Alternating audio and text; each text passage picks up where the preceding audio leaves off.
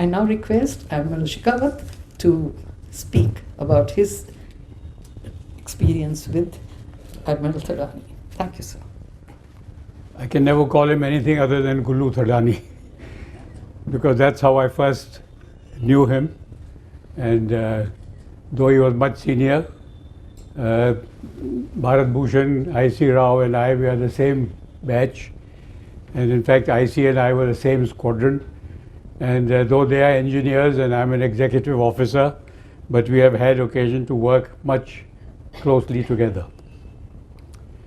Actually, I first met, I have to say, Admiral Thadani in Vladivostok.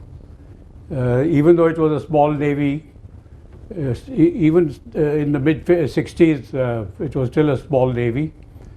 But because of our different streams and different career paths, somehow we never came across each other. And I was one of the first batch to go to Vladivostok. I never had the experience of being basic training in England, so I can't recount all those fascinating experiences they had with the strips and things like that. But I did go to commission a ship there, the Talwar, so it was early enough, and then subsequently I went for submarine training. So in that sense, though I was not trained there, but I was fairly familiar with it.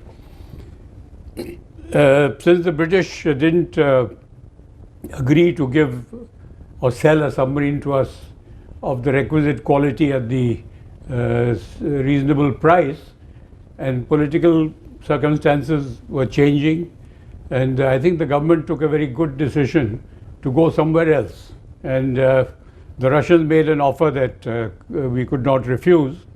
Literally by the kilo they sold us the first of the submarines for a very paltry sum, if you'll know that better. And so we found ourselves on one fine summer's day in 1966 in Vladivostok. About 16 officers and 120 odd sailors. It was a totally novel experience. Anyway, that's not the subject of our talk this evening or our conversation. And a few months later came the dockyard team, not led by Gulu Thadani, led by Commander Mukundan, a very experienced engineer, and including Gulu and Janakraj Mehra and Kulin Lohana and Rajan, who was the armament officer, civilian. And so, though we had not known each other earlier, but we quickly rearranged our work and priorities. We lived in the same, what was called a barrack actually, but it was the officers' quarters there, foreign officers' quarters.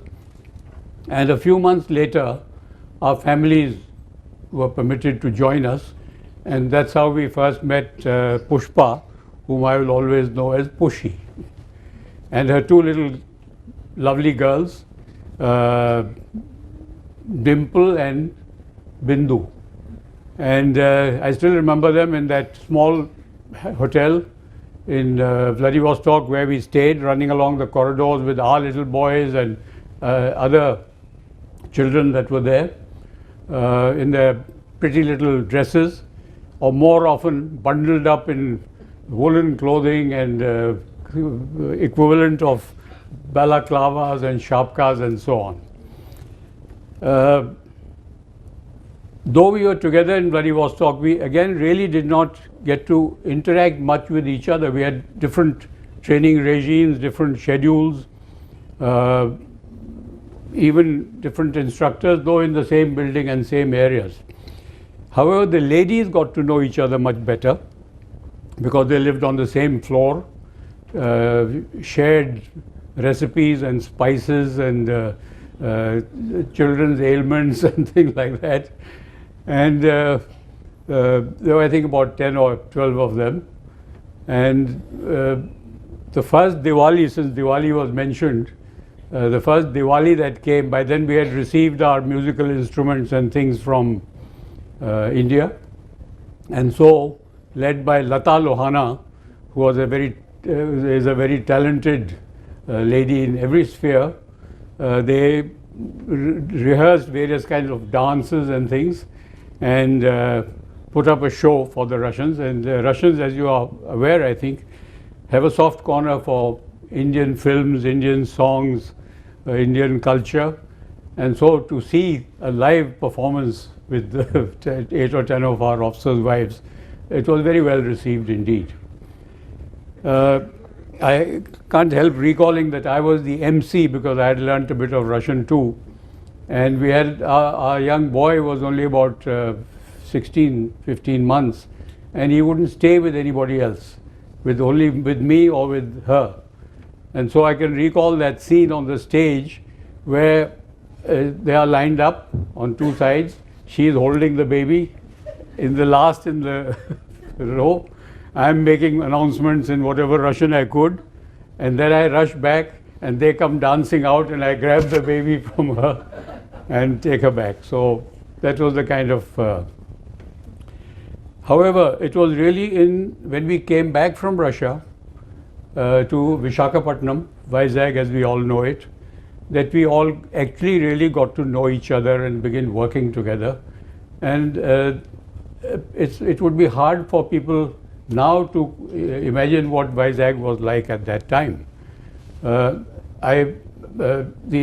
executive officer of the submarine, the first submarine that we commissioned, Kalvari, I was a spare crew, but he had to be repatriated back, Roy Millen, Lieutenant Commander. So I was sent back to bring the submarine around. And the day we tied up in Vizag, near what was the BRO building, Berth 7 or something like that, there was nothing there. There was no dockyard. There was a swamp. It was a it was a tidal swamp, literally. And would you believe it? All the pictures that were taken of the workshops coming up and the dry docks coming up and so on, they are not traceable.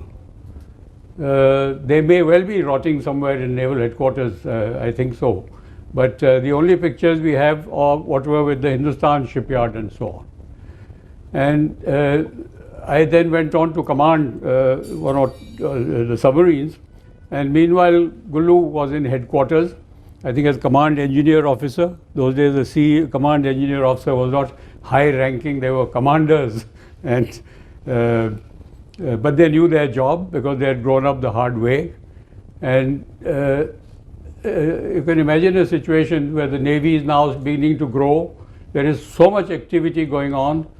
New ships are coming, new submarines are coming, the workshops are being built up, ships are being built in Garden Reach in Calcutta. Initially we had to rely on Hindustan shipyard for a lot of repair and refit work, and I believe now it is part of the defense sector taken over by the Navy, which is good, until slowly our facilities came up. Everything was in short supply. The spare parts, the expertise, the know-how, the workspaces. And so you can imagine what a challenging responsibility it would have been for people like Gulu Thadani. As submarine crews, we were always dissatisfied, always complaining. Nobody loved us, of course, because of that reason.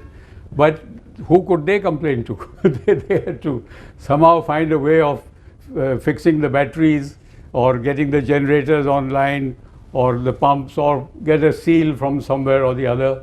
But that gave us an impetus to start indigenizing as soon as we could. The Navy was always a bit ahead in the concept of being able to do things, starting with, if you remember, the old whalers that used to be built in the boat workshop, where now the CNC's house is somewhere in that vicinity. And so the first thing, even before the submarine had come, the spare crew, other engineers, I remember S.K. Singh and Ramanathan was on board with us, but others had already started scouting the local market for rubber parts. We thought that would be the simplest thing to do.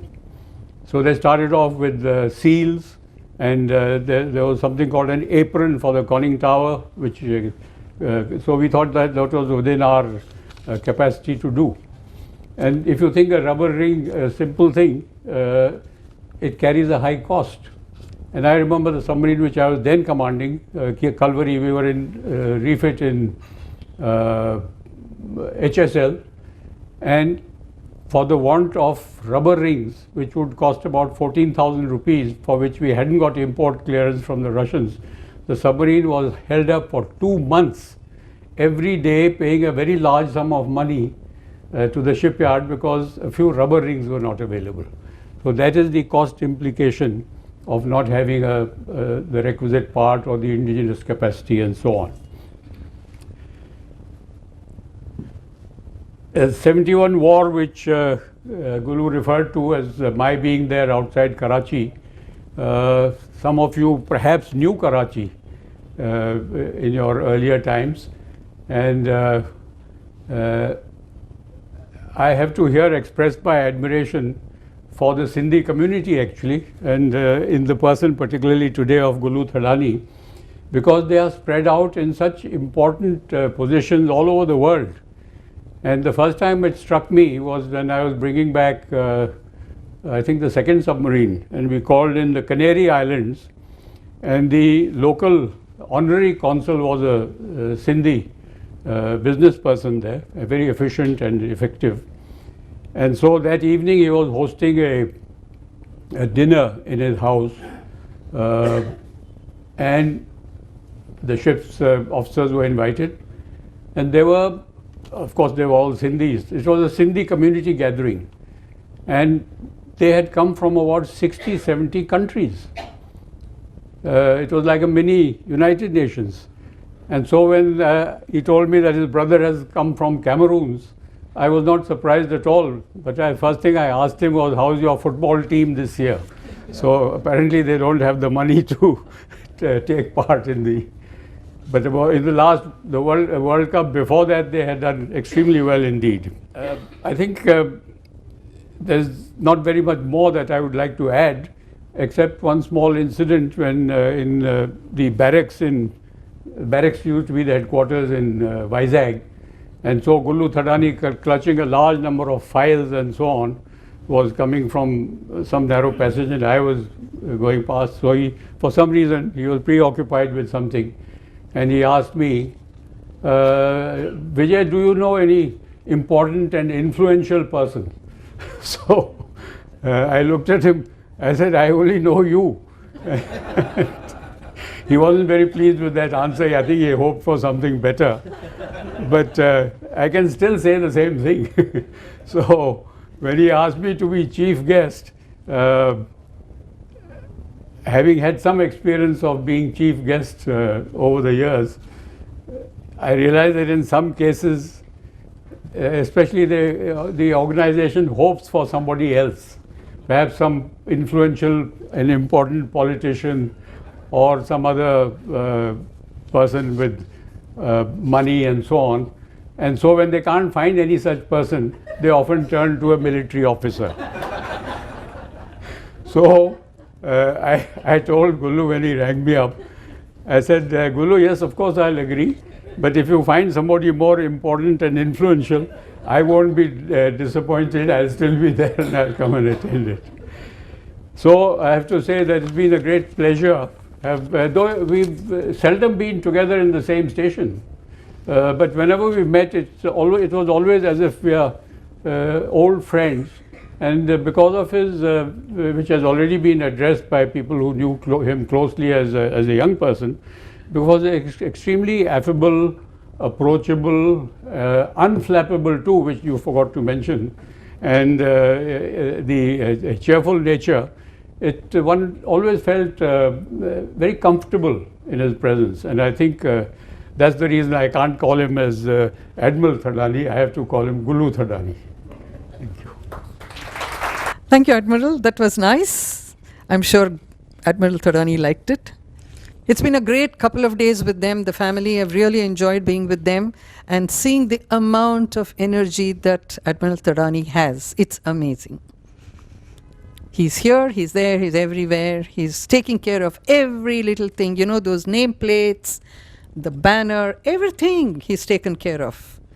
At the age of 89 to do all that. He's going to be turning 89, by the way, day after tomorrow. It's going to be his birthday. And he's a great role model for all of us to say age is just a number. Yes? I'd now request Aisha to come and just give a vote of thanks. And after that, please join us for tea. And Aisha and Bindu will give each one of you a copy of the book. Read it. Happy reading.